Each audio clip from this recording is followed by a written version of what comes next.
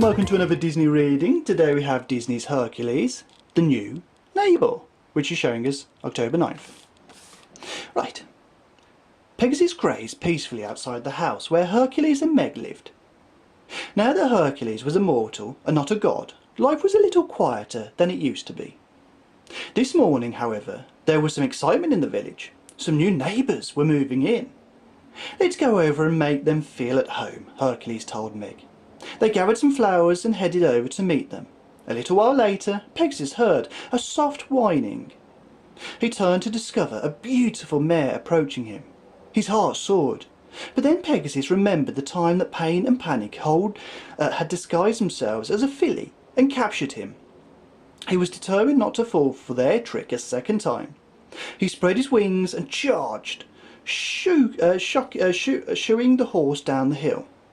The mare raced past Meg and Herc as they returned home. "Pegasus, what are you doing?" asked Meg. "There's no way to make our neighbour's horse feel welcome." Pegasus gulped. The beautiful horse who had tried to meet him really was a beautiful horse. "If I were you, I'd get over there and try and make it up to her," suggested Hercules. Within minutes, Pegasus pranced across their neighbour's field, stopped in front of the mare and struck a noble pose. He doubted any filly would be able to resist a stallion as handsome as himself. The lovely horse was unimpressed.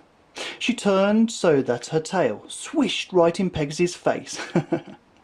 Herc's horse knew he would have to do something amazing to impress this beauty. He flapped his wings and rose into the air. Then he dipped and swooped and somersaulted across the sky. When the filly started to walk away, he flew alongside her and crashed right into a tree. Hercules was watching from the hillside.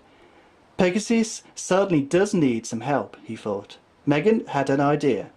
"The right gift might convince the mare to forgive him," she said. She piled a basket high with apples and oats and tied a huge red ribbon around it. But when Pegasus went over to deliver the gift, holding the basket handle in his teeth, the female horse kicked it over.